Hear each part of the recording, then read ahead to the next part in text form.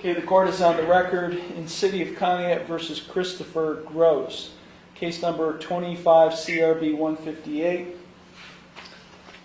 This case is set for an initial appearance hearing on criminal charges filed against Mr. Gross. He was arrested and is incarcerated as a result of the charges filed against him. He is appearing at this hearing by way of video from the Conneaut City Jail. Mr. Gross, 4 criminal charges have been filed against you. Have you received copies of the complaints? I have. I'm going to read you your rights, so please pay attention to the rights I'm about to read to you. You do have a right to be informed of and to understand the nature and the elements of the charges filed against you. You also have a right to know the potential penalties that could be imposed. You are charged with 4 different charges, as I said. The first charge is assault. That is a first-degree misdemeanor. If convicted of this offense, you face a maximum 6 months in jail and a maximum fine of $1,000. Do you understand the maximum potential penalties you face on that charge? Yes. The second charge is theft. That is a first-degree misdemeanor. If convicted of that charge, you face a maximum 6 months in jail and a maximum fine of $1,000. Do you understand the maximums on that charge? Yes. The third charge is resisting arrest. That is a second-degree misdemeanor. If convicted of this offense, you face a maximum 90 days in jail and a maximum fine of $750 plus costs. Do you understand the maximum penalties on that charge? Yes. The final charge is aggravated disorderly conduct. That is a 4th-degree misdemeanor. If convicted of this offense, you face a maximum 30 days in jail and a maximum fine of $250 plus court costs. Do you understand the maximum potential penalties on that charge? Yes. You have a right to remain silent and not to say anything during this hearing that might incriminate yourself. Any statement you make could be used against you. You also have a right to a trial to the court. And because you are charged with offenses that carry a possible jail sentence, you have a right to court-appointed counsel and to have a lawyer assigned to represent you only if you cannot afford one. If you do qualify for court-appointed counsel, there is a $25 application fee and a $50 cost reimbursement assessment that apply. You also have a right to a continuance of this initial appearance hearing in order to retain the services of your own attorney or to consult with your own lawyer. If you are convicted of any of these charges, you do have a right to appeal the conviction or sentence. That must be done within 30 days of the conviction, and you would be entitled to a court-appointed attorney in the Court of Appeals if you receive a jail sentence and cannot afford a lawyer.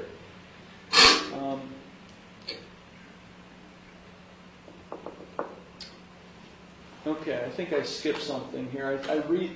I have these memorized and I read them so often that I think I skipped a part for you, Mr. Gross. I'm sorry about that. Let me start at the beginning. You do have a right to a trial to the court, and because you are charged with an offense that carries a possible jail sentence, you also have a right to a jury trial, provided that you timely file with the court a written demand for a jury trial.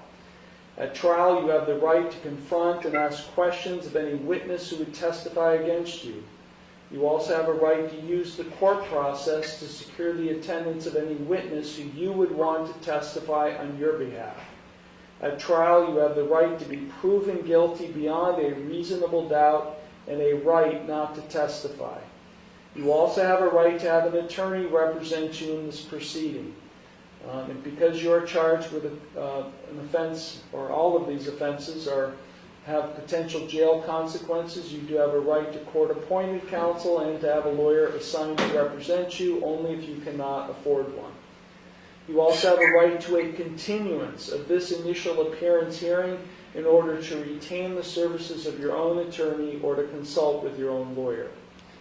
If you are convicted of any or all of these charges or any related offense, you have a right to appeal the conviction or sentence. That must be done within 30 days of the conviction. and you would be entitled to a court-appointed attorney in the Court of Appeals if you receive a jail sentence and cannot afford a lawyer. Now, if you plead not guilty to any or all of these charges today, I will set your case for further proceedings after today, and I will set a bond. A bond is set by the court to ensure your appearance at all future proceedings as well as to protect public safety. And today you have the right to a reasonable bond.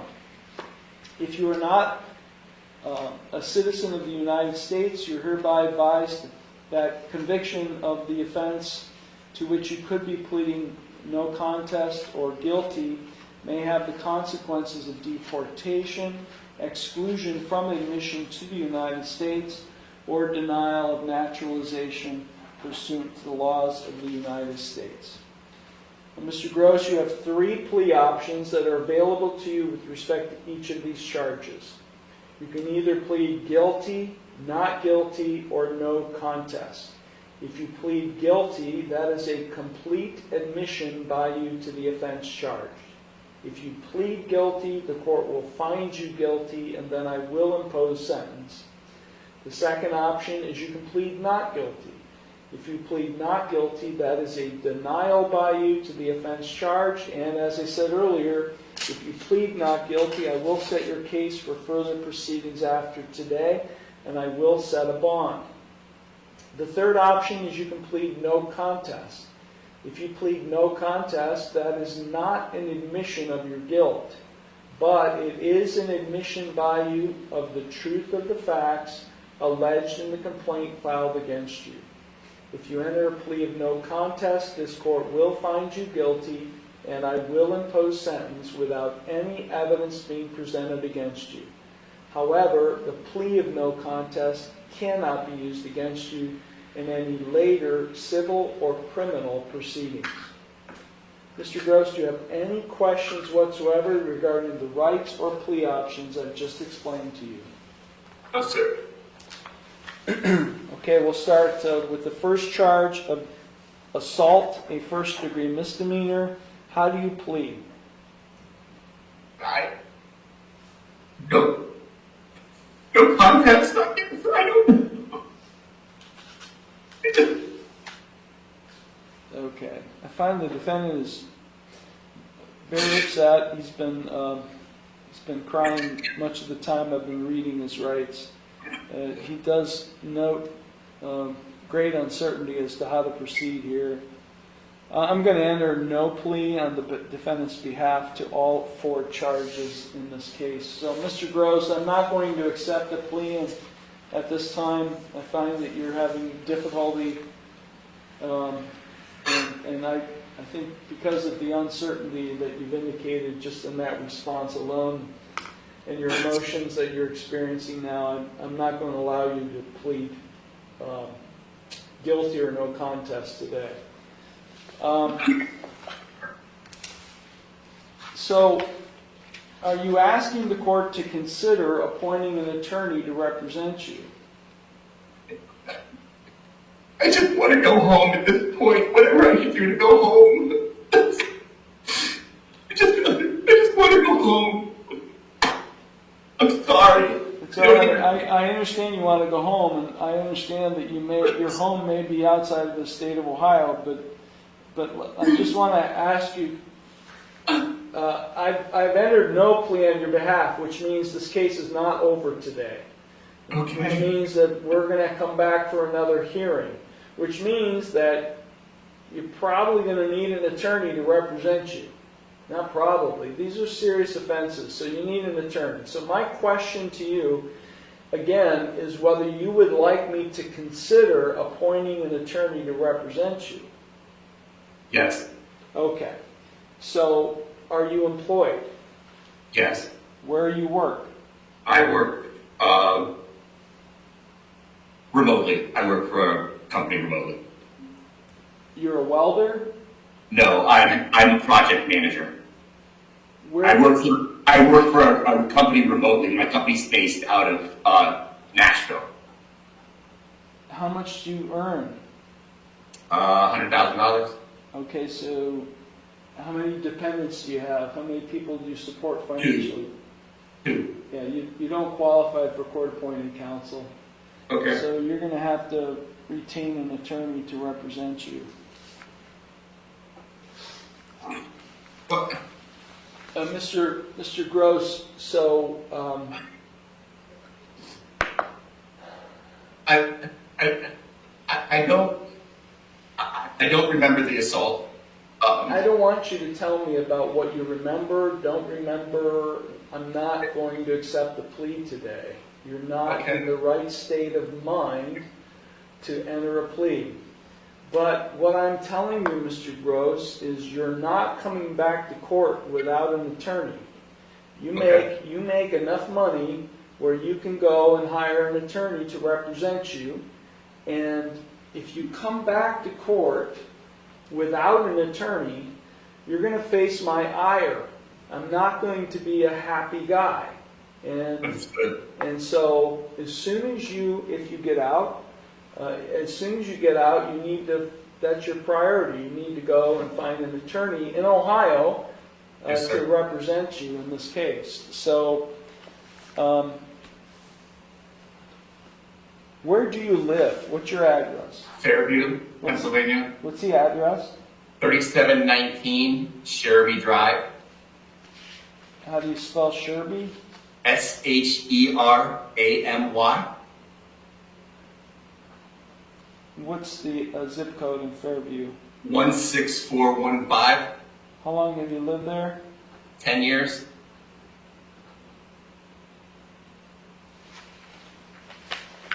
Do you have any family connections to Conneaut or Ohio? My mom and dad. You know my mom and dad, Nick. Martha and Tim. Oh, okay, yeah.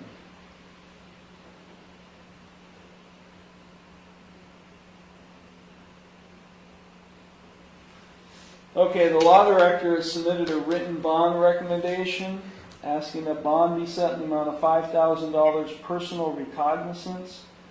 There are no allegations in the bond recommendation, but the prosecutor or law director is asking that I order you, as a condition of your bond, to have no contact with Trevor Bird. Is there any reason you need to be in contact with Trevor Bird? No, sir. I don't even know who he is. Okay.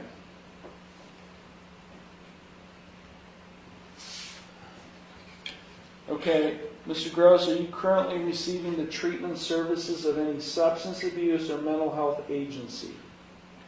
Mental health, sir. Where are you receiving treatment services? AHN, Ethan Tran is my doctor, and I'm actually going for a psych eval next week. I have mental health issues. Okay, so I just need the name again of who? What's the agency? For who? I'm sorry. Where are you getting your treatment services? What's the name of the agency? Ethan Tran is the name of my doctor. AHN, Allegheny Health Network. Allegheny Health Network. Correct. And Tran, T-R-A-N? Yes, Tran. That's interesting. We have a Dr. Tran in Ashtabula County who is also in the mental health field. So, okay, $5,000 personal recognizance. The defendant is ordered not to consume or possess alcohol or drugs. He is subject to random chemical testing by probation and law enforcement. He's ordered to have no contact with Trevor Bird. And he is ordered to successfully